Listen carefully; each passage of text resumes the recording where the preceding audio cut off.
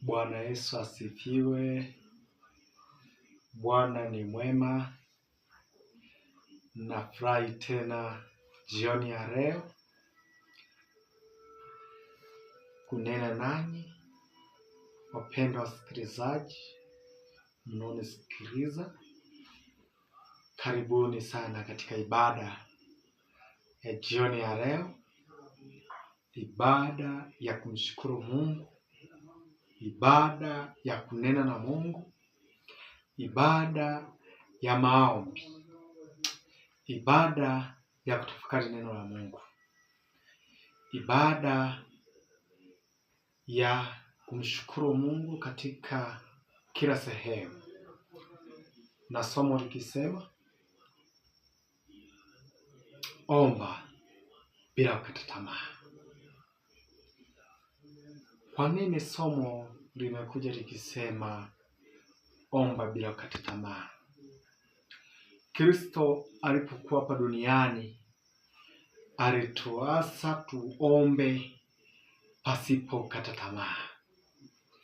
Kila wakati tuombe tukimshukuru Mungu kwa kila sehemu. Tuombe. Baba yetu mwema, Mungu mtakatifu, na kushukuru kwa wema wako na ulinzi wako. Tunapokwenda kuangalia somo hili linalosema omba bila kukata tamaa, tusaidie ukamponye mtu fulani kwa jina lako Yesu Kristo, amina. Napenda kuwakaribisha katika somo hili nyeti sana, somo ambalo linasema omba bila kukata tamaa. Hata kama unapitia changamoto, unapitia shida katika ndoa yako, katika maisha yako ya kiuchumi, katika kazi, nikwambie ya kwamba omba bila kukata tamaa. Katika kitabu cha Luka sura ya 18 aya ya kwanza, kuna neno limezungumzwa ambalo Yesu alizungumza na tamani tutafakari pamoja katika somo hili. Katika aya hii Yesu anasema, akaambia mfano ya kwamba imewapasa kumwomba Mungu siku zote, wala msikate tamaa. Bwana asifiwe. Yesu anaposema imetupasa kumwomba Mungu siku zote, wala tusikate tamaa. Mungu wetu hujibu maombi yetu, ijapo mtu atampelekea kwa moyo mmoja. Mungu wetu humponya mtu katika shida, katika changamoto, katika magumu ambayo anayapitia, katika shida ambazo anazipitia, katika ndoa, shida anayoipitia, wagonjwa anawaponya. Lakini katika kitabu cha Mambo ya Nyakati wa Pili, Mambo ya Nyakati wa Pili 17 aya ya 14. Mambo ya Nyakati wa Pili aya ya 7,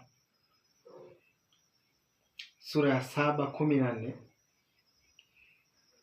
nasema, ikiwa watu wangu walioitwa kwa jina langu watajinyenyekesha na kuomba na kunitafuta uso na kuziacha njia zao mbaya, basi nitasikia toka mbinguni na kuwasamehe dhambi yao na kuiponya nchi yao.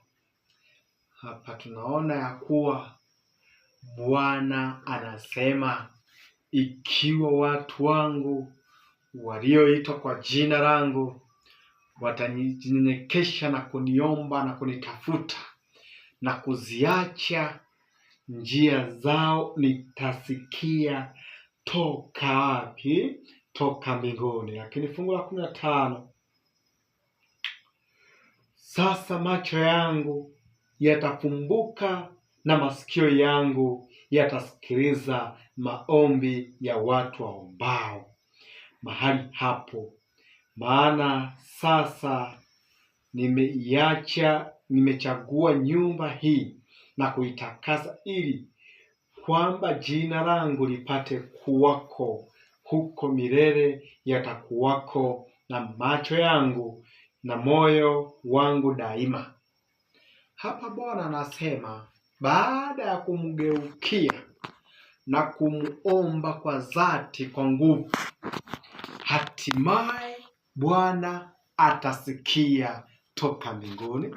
Na Bwana akisikia maombi ya mtu ambaye ameomba kwa nia yake yote, ameamua kuachana na uovu. Ikiwa ni magonjwa atakuponya, ikiwa ni changamoto atakusaidia, ikiwa ni shida unayoipitia katika familia yako, kwa watoto wako, kwa mke wako, kwa mume wako, Bwana atasikia maombi yako. Ndio maana nimeambia ya kuwa ombeni msikate tamaa, na Yesu anasema ombeni kila wakati. Lakini katika kitabu cha Zaburi sura ya 34 aya ya 17 inasema ya kwamba walilia naye Bwana akaponya, naye Bwana akasikia, naye Bwana akaponya na tabu zao zote. Maana kwamba mcha Mungu anapomlilia Bwana kwa moyo wa dhati,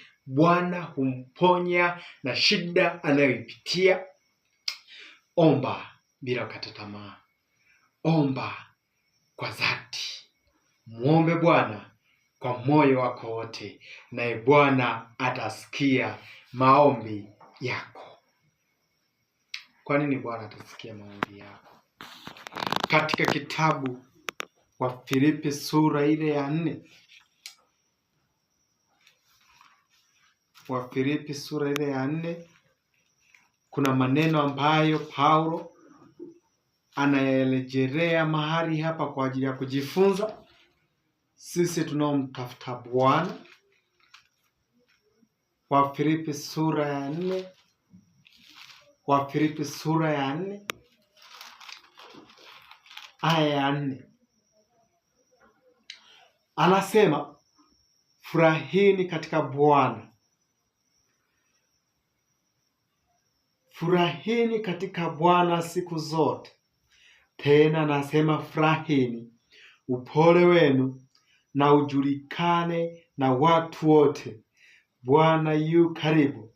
Msijisumbue kwa neno lolote, bali katika kila neno kwa kusali na kushukuru na kuomba pamoja na kushukuru, haja zenu na zijulikane na Mungu, na amani ya Mungu ipitayo akili zote itawahifadhi mioyo yenu na nia zenu katika Kristo. Hapa tunaona somo likitutia moyo likisema furahini katika nani? Katika Bwana. Haja yangu, haja yako, haja ya mtu fulani na ijulikane na Mungu pekee. Usitake mwanadamu ajue haja yako. Kubali Mungu ajue haja yako. Kubali kumuomba Bwana, naye Bwana atasikia. Ikiwa watu wangu walioitwa kwa jina langu watajinyenyekesha na kuomba na kunitafuta, nami nitasikia toka mbinguni na kuwasamehe dhambi yao, na kisha Bwana atajitukuza kwa maisha yako. Lakini katika Yeremia 33 aya ya 3, Biblia inasema niite nami nitakuitikia, nami nitakuonesha mambo magumu na makubwa usiyoyajua. Tumuiteni Bwana, tumuombe Bwana kila mahali, tumuombe Bwana kila tatizo. Bwana aponye ndoa zetu, Bwana aponye magonjwa, familia zetu, maisha tunayoyapitia, changamoto tunazozipitia. Bwana yuko tayari kutusaidia, naye Bwana atatuponya na taabu zote tunazozipitia, naye Bwana atasikia toka mbinguni na kutusamehe dhambi yetu, shida zetu. Wapo watu ambao wanapitia changamoto, magonjwa, shida, hali ya kiuchumi, kazi kuzorota, kana kwamba wamekata tamaa. Nikutie moyo jioni ya leo, usikate tamaa. Omba bila kukata tamaa, Bwana atasikia maombi yako. Nikualike tupate kuomba, naye Bwana anajua moyo wako, unachokiwaza, haja yako anaijua, shida yako anaijua. Mimina moyo wako, naye Bwana atakusaidia. Basi tuombe. Baba yetu wa mbinguni, Jehova, tunakushukuru usiku wa leo. Endelea kutupigania, kututia nguvu, kutusaidia, kutuwezesha kutenda yale mapenzi yako kwa maisha yetu.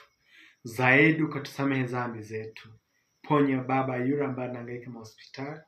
Ponya mama yule ambaye anahangaika katika hospitali. Ponya ile ndoa fulani ya baba fulani ya mama fulani, watoto fulani wameshindikana, masomo wameacha, wamekuwa ni walaibu. Waponye Jehova. Zaidi kazi zetu tunaziweka mikononi mwako kwa jina la Kristo. Amina.